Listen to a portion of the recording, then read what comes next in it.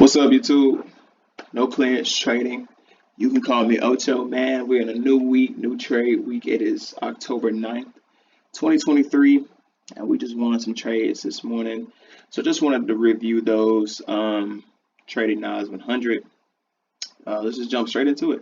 As you can see, that NAS is pretty bullish, man. It made this really nice candlestick on Friday that we played off of today to get some money, man. So let's get down into these lower time frames. Oh, before I do that, I do want to point this out. So just some technical stuff right here. Boom, look at that.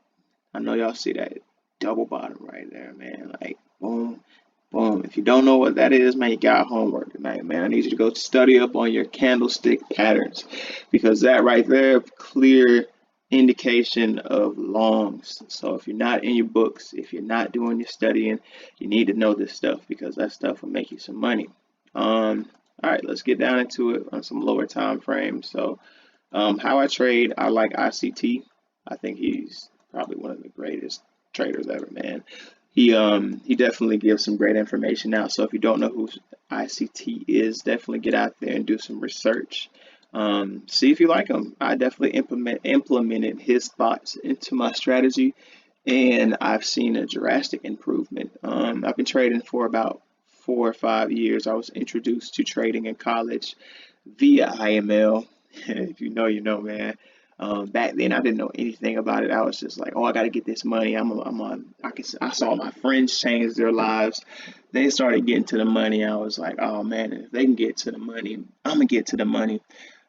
5 years later, and I'm just now starting to get to the money, man. Like, it took me a long time to really start understanding and grasping trading holistically. Understanding price action, understanding how world events and news and stuff like that truly affect it, and understanding that this is a system. None of this is randomized. Everything is calculated. So once you start thinking like that, man, it starts moving towards you instead of away from you. So let's just get into how I got into it today. So right now, naked chart. The only indicator that I really use is my sessions indicator, which notates New York sessions, open and close. So yeah, that's it. Getting down into the price action. Let's just turn my drawings and stuff on.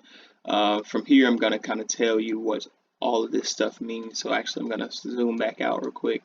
These dotted lines right here, those are key levels on higher time frames.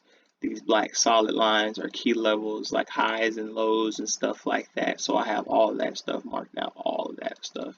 Notice how I keep it clean. I try to keep my charts super clean. I don't like a lot of things on my charts because it gets confusing. I'm the one who makes it. It works for me. So whatever works for you. Lastly, these dashed lines and this orange box are the same thing, just in different forms. There are fair value gaps. There's a fair value gap located on the 15-minute time frame here. And as you can see, this is a 4-hour fair value gap. It's huge. I didn't want to draw a huge box on my charts like this because it just makes everything ugly. I don't like that. So instead, I use the dashed lines, and then I put this solid line in the middle this is really like 50% of this fair value gap. So it's pretty much the middle of that fair value gap. So once I got all that stuff marked out, sorry, not sure why that happened. Once I got all that stuff marked out, woke up this morning, probably like 8 something, saw some things playing out and decided to take longs on this trade because we saw that price pull back and retested this entire fair value gap, but did not break it, did not pull back, and did not continue down, obviously, because I would not be making this video. I'd be somewhere sad and crying about how much money I lost. But it did not do this. Instead, it attacked the high from Friday. So as you can see, just like how I said earlier, boom, I have that marked out. And I was like, oh, well, if it holds this fair value gap, then I'm going to go attack the high side liquidity. And that would just happen to be the right analysis for today. So all in all, I think I was in this trade for about 4 hours. Here are the specifics of said trade. Hold on, I'm sorry, I messed that up. Here are the specifics of said trade. Really simple stuff. 3.4 to 1 win ratio. So I mean, I'm only taking A+ setups here, guys. I'm only taking things that are going to make me money. I'm only, waiting for these setups to happen. Got to be patient with them. I don't want to take anything that I'm unsure about. So that's what we did here, and that's how we got to the money today. Really simple stuff. I'm actually just gonna back test it so you can see it real time. And yeah, this is how we won today, man. You just got to do it a day at a time. Pretty simple. It's simple now because I've lost and I've traded and I've blown so many accounts, man. Um, but yeah, man, once you blow and lose so much money, man, at some point you're just like, okay, one of these days this stuff is gonna click.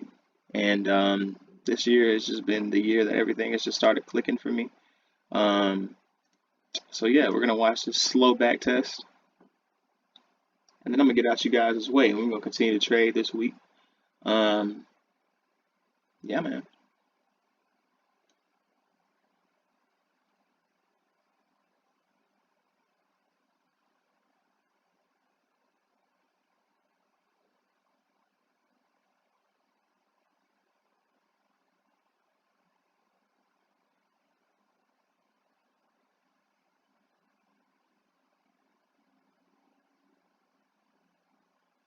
Yep.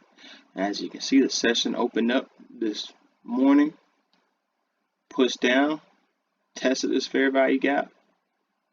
Said, nah, I'm gonna go the other way. Attack that liquidity at the top. Boom, boom, boom. Happy trading.